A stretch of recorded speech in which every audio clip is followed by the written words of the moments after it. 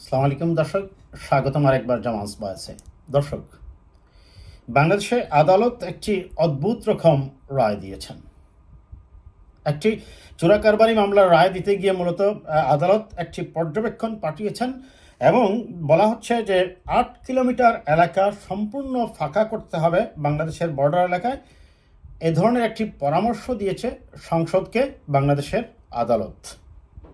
এটিকে রায় না বলে আদালত পর্যবেক্ষণে পাঠিয়েছেন, কিন্তু পর্যবেক্ষণটা কেন পাঠানো হয়েছে এবং এটার উদ্দেশ্যটাই বা কী, এবং কেন আদালতকে বারবার এইরকম বিতর্কিত বিষয়গুলোতে জড়িত করা হচ্ছে, রাজনৈতিক সিদ্ধান্তগুলোকে কেন বারবার আদালতের গাড়ে দিয়ে দেওয়া হচ্ছে, আমরা সেটা একটু খোঁজার চেষ্টা করব। এবং এ ধরনের অদ্ভুত চিন্তা চেতনা কতটুকু ফিজিবিলিটি আছে আমাদের, প্রথমত হচ্ছে। দ্বিতীয়ত আমরা আসবো এটাতে কনস্পাইরেসিটা কি। আসুন দর্শক, আপনারা জানেন যে কোটা আন্দোলন নিয়ে যখন শিক্ষার্থীরা আন্দোলন করছে, সরকার বারবার বলছে এটি আদালতের ব্যাপার, আদালতের কোর্টে বল দিয়ে দেওয়া হচ্ছে।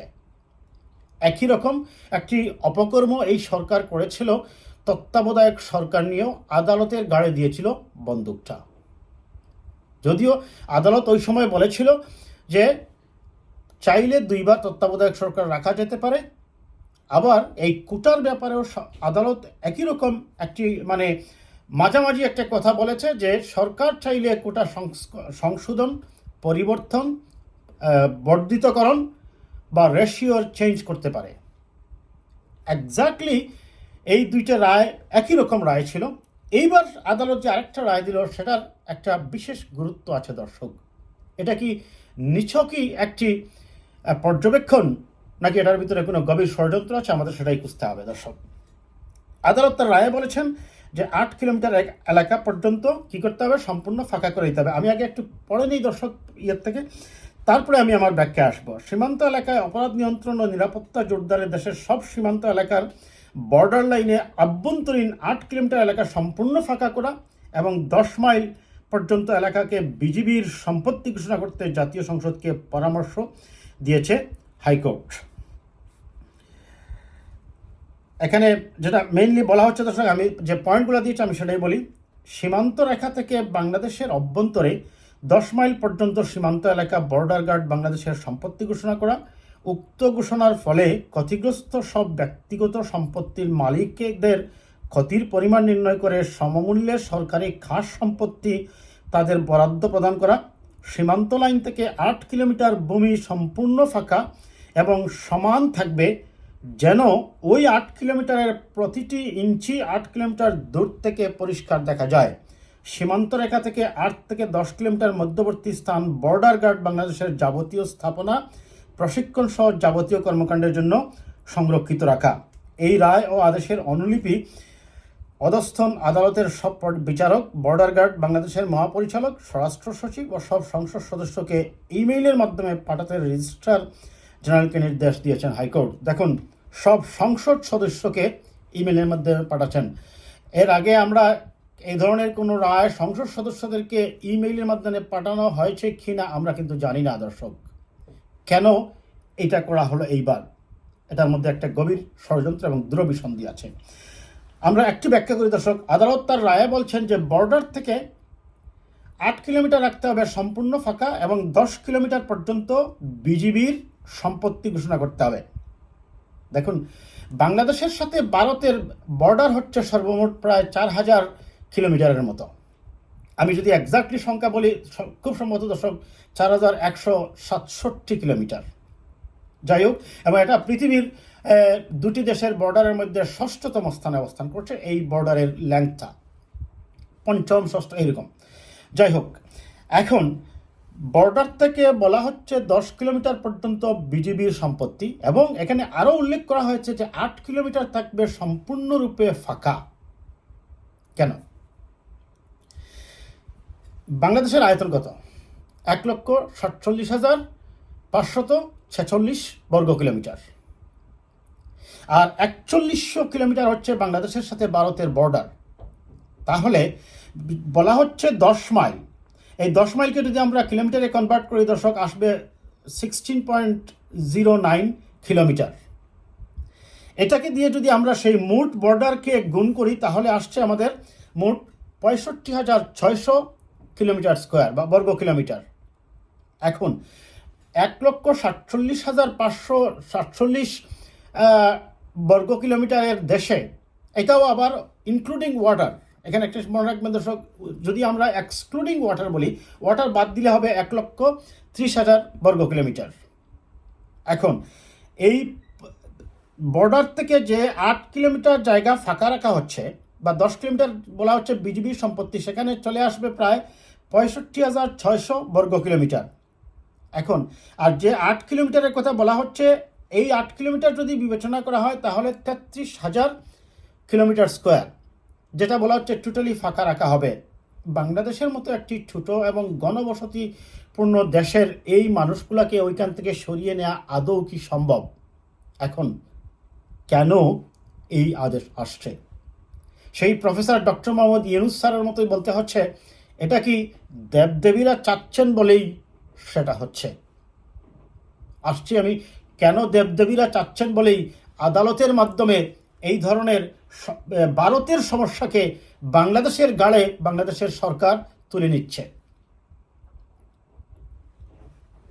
আপনারা, আমি যদি আপনাদের একটা ম্যাপ দেখাই দর্শক, আপনারা এই ম্যাপটা নিশ্চয় দেখেন।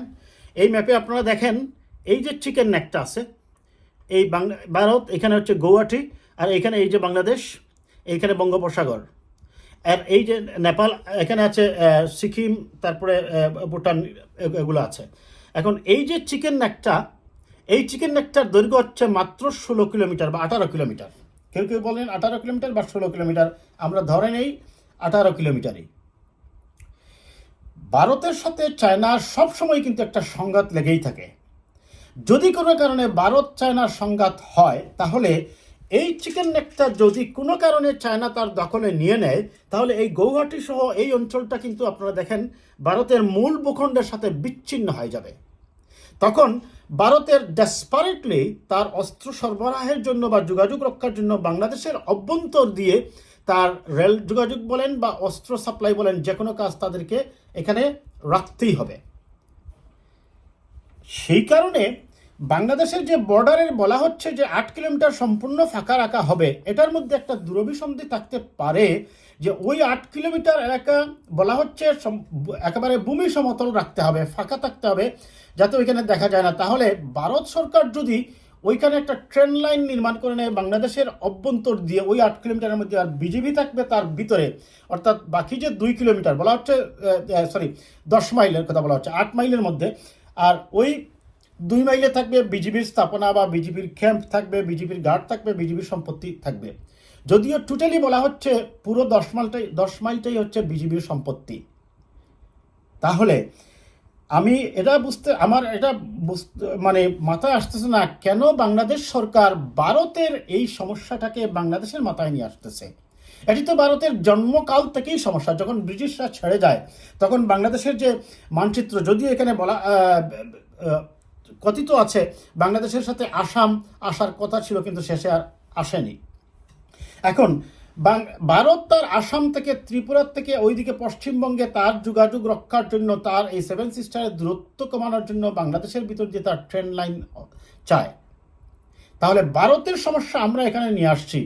এইবার অত্যন্ত পরিকল্পিতভাবে ভারতের নিয়ন্ত্রণাধীন বা ভারতের থলের ভিতরে বাংলাদেশকে ঢুকিয়ে দেওয়ার জন্য বাংলাদেশের চারিপাশ দিয়ে আপনাকে বলা হচ্ছে 10 মাইল জায়গা আপনি ছেড়ে দেবেন, সেই 10 মাইলের মধ্যে 8 মাইল থাকবে ভূমি সমতল, এবং এটা থাকবে কোনো ধরনের স্থাপনা থাকবে না, খালি চোখে যাতে দেখা যায়। খেয়াল করুন, ভয়ঙ্কর কিন্তু এই অবজারভেশনটা আদালতের। কেন আদালত এই ধরনের একটি রায় দিতে গেছে আমার কাছে এখনো বোধগম্য নয়। সেটা তাহলে কি সেই যে ভাইস চ্যান্সেলর সাহেব বলেছিলেন সব কিছুই পরিকল্পনা মাফিক এগুচ্ছে, আসলেও কি এটাই পরিকল্পনার অংশ? এখানে যদি খালি রাখা হয় এই জায়গাটা, যদি মনে করেন ভারত এখানে ট্রেন লাইন নির্মাণ করে, তাহলে কি করবে? ওই ট্রেন লাইনের গার্ড হিসাবে অ্যাডমিনিস্ট্রেটিভ বিষয়গুলো বিজিবির দায়িত্ব দেওয়া হবে, কারণ বিজিবি থাকবে 8 মাইল ভিতরে। আর ওই 8 মাইল যে ফাঁকা জায়গাটা বলা হচ্ছে, ওইদিকে যাবে ট্রেন লাইন। এখন এই যে শিলিগুড়ি যে করিডোরটা বা চিকেন নেকের ব্যাপারটা, এই বিষয়গুলা আমি জানি না সরকার কেন ভারতের এই সমস্যাটা আমাদের গাড়ে নিয়ে আসছে, নাকি দেবদেবীরা চাচ্ছেন বলেই সরকার এই ধরনের কাজটা আদালতের মাধ্যমে করাচ্ছে। যদিও এটা বিবেচনার জন্য পাঠানো হয়েছে, এটার উদ্দেশ্য হতে পারে এটা মার্কেটে ছাড়া হলো জনগণের প্রতিক্রিয়া বা জনগণ কিভাবে এটা নিয়ে রিয়্যাক্ট করে এই ধরনের রায়ের পরে, এটা দেখার জন্যই মূলত টেস্ট কেস হিসাবে আদালত এই কথাগুলো বলেছে সরকারের ইন্ধনে বা সরকারের ইশারায়। তবে মনে রাখবেন দর্শক, বাংলাদেশের স্বাধীনতা আজ অবশ্যই হুমকির সম্মুখীন। আমাদের এভাবে কথা বলে যেতেই হবে। আনটিল আনলেস এই যে ফ্যাসিস্ট রিজিম এবং এই যে মোরলেস, এখন এটা বলতেই হবে যে Bangladesh is running A mafia, is working under A mafia state or mafia government, এবং এই রাষ্ট্রের বিরুদ্ধে এই যে সিদ্ধান্তগুলো সরকার নিচ্ছে এটার বিরুদ্ধে অবশ্যই সকল পক্ষকেই দলমত নির্বিশেষে সোচ্চার হতে হবে। এবং আদালতকে এ ধরনের বিতর্কিত কাজে কেন বারবার জড়ানো হচ্ছে, নাকি আদালত ইচ্ছে করেই তাদের উপর সকল অপরাধের দায়ভারটা নিতে চাচ্ছে? ইতিমধ্যেই জনগণের আস্থা কিন্তু হারিয়ে গেছে এই আদালতের উপর। যাই হোক দর্শক, আমাদের এটা নিয়ে সোচ্চার হতে হবে। এ ধরনের বিতর্কিত রায় কেন আদালত দিল, এটার কারণ আমাদের খুঁজতেই হবে, কথা আমাদের বলতেই হবে। ভালো থাকবেন দর্শক, কথা হবে আবার।